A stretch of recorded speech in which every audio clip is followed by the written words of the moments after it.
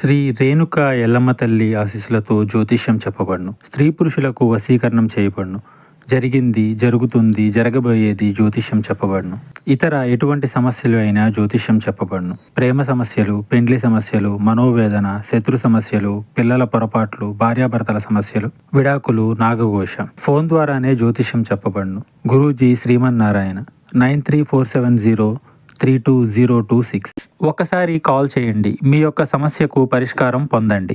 గుండె పగిలి ఒక వార్త రాబోతుంది. ఏమిటి ఆ వార్త? ఏం జరగబోతుంది? కుంభరాశి జాతకుల జీవితంలో ఈ రోజున గోచార రీత్యా ఎలా ఉండబోతుందో ఒక్కొక్కటిగా సవివరంగా వీడియోలో తెలుసుకుందాము. వీడియో నచ్చితే తప్పకుండా ఒక చిన్న లైక్ అయితే చేసి మమ్మల్ని సపోర్ట్ చేయండి. ఇక ఆలస్యం లేకుండా వీడియోలోకి వచ్చేది. ఈ రోజున ఈ రాశి జాతకుల గోచారం గురించి మనం చెప్పుకోవాలి. పదే పదే చెప్పిన ఇదే వాస్తవం అంటున్నారు జ్యోతిష్య పండితులు. ఎంతో నమ్మిన ఒక వ్యక్తి నుంచి విశ్వాస భంగం లేదా ఒక మాట తూలనాడడం ఇలా జరిగే అవకాశం ఉంది. ఇది కుటుంబ సంబంధం కావచ్చు, ప్రేమ సంబంధం కావచ్చు, లేదా అత్యంత సన్నిహిత మిత్రుడి నుంచి కావచ్చు. ఒక విషయం తెలుసుకున్నప్పుడు మీరు తట్టుకోలేనంత బాధ అనుభవించవచ్చు. ఇది గుండె పగిలినట్లు అనిపించవచ్చు. అందుకే ఎవరి మాటల్ని, ప్రవర్తనను కూడా ఇప్పుడు ఒకసారి ప్రశ్నించుకోండి.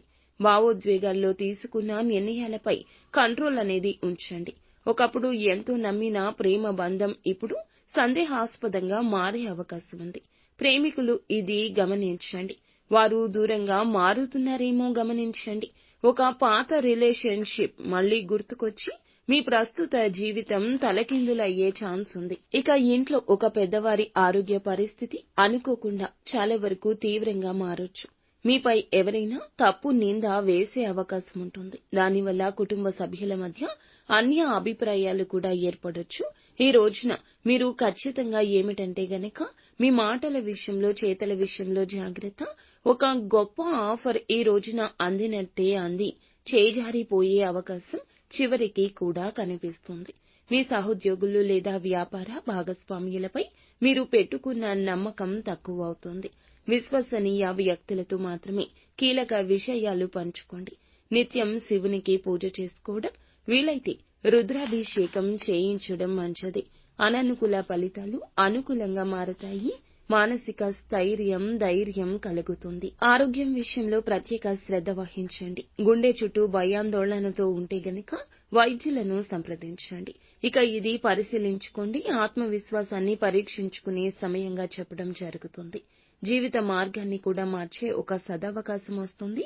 నష్టం జరిగిన చోటి భవిష్యత్తులో మంచి జరుగుతుంది. నిత్యము శివారాధన చేసుకోవడం, కష్టం వచ్చినప్పుడు పరమశివునికి చెప్పుకోవడం, దైవారాధన చేసుకోవడం, దైవాన్ని గుడ్డిగా నమ్మడం మీకు మేలు చేస్తుంది.